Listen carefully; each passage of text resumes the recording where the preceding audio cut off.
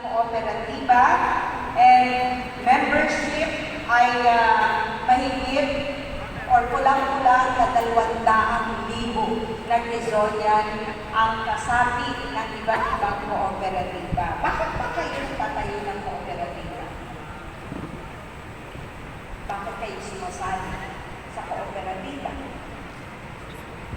Matanong ko nga. Ba't po kayo sumali sa cooperative? Ha?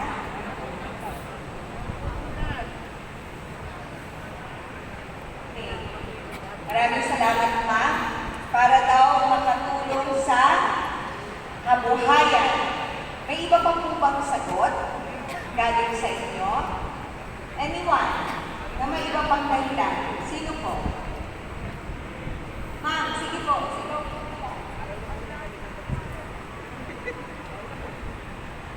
Tama ba ako sa narinig ko para may mautangan?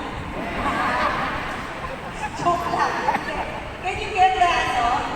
Sir, matanong na ako ano sinagot ni ma'am? Tama? Oo. Para may masasandalan sa panahon ng pangangailangan. Para pagandahin yung sinabi niya. Tama ba? Sinabi lang niya para may mautangan. Pero, paano may masasandalan ka? That's for mga credit cooperatives, no? Ano ba? May iba pa po bang sagot? Ha? Sige po. Ilabas niyo po yan. Sa mga pinikikin niya. May iba pa po ba na gustong sabihin bakit siya sumali sa kooperatiba? Ayun, gusto na nakita. Si ma'am, yung naka-yellow yan. Pakibigay na siya. Salamat. Makapag-ipon. Savings. Para makapag-ipon. Sige ma'am, tayo po kayo para mag-ipon. Hello. Isa po sa purpose ng pagsali sa kooperatiba ay para po makapag-ipon savings deposit. Okay, thank you so much. Savings and deposit. So, natuturo ko sa inyo. Sino pa po may dadagdag? Sir, doon sa likod yung nakaputi, can we get one? At least one? Yan. Tayo po ay magiging malakas kapag tayo ay sumabi sa kooperatiba. Para nakasit. Okay? Pag sumali sa kooperatiba. Sino pa po may kakaibang sagot? Si Sir here. Okay.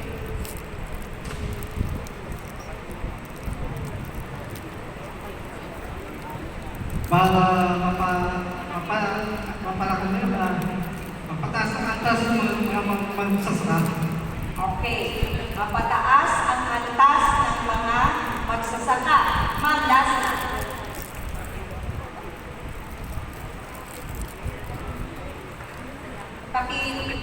Gamit ko naman. Para po makatanggap ng tulong at makatulong din at the same time. Para makatanggap ng tulong at makatulong din. So, in summary, ito ha. Aking po summarize ang mga sinabi ninyo. Bakit kayo sumali sa kooperatiba? Una, sabi, para daw sa kanyang pangkabuhayan o hanap buhay, tulong. Pangalawa, para meron siyang masasandalan sa panahon ng kanyang pangangailangan. Tama po ba? Pangatlo, para merong tagapangalaga deposit, no? Or investment. Okay? Ano ba yung sinabi ng isa kanina? Yung isa sinabi para palakasin ang sektor nila o hindi siya bilang magsasaka dahil kung mag-isa siya, hindi kakayanin. Mas importante. So, i-relate ko sa sinabi ng isa ni tatay na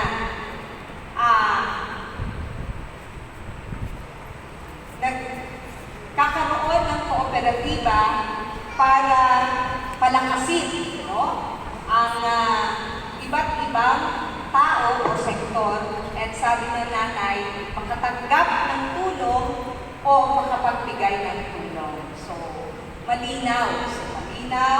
Sa inyong lahat ano ang dahilan kung bakit officially naging batas yung paggawa ng kooperatiba meron tayong sinasandalan na polisiya, no?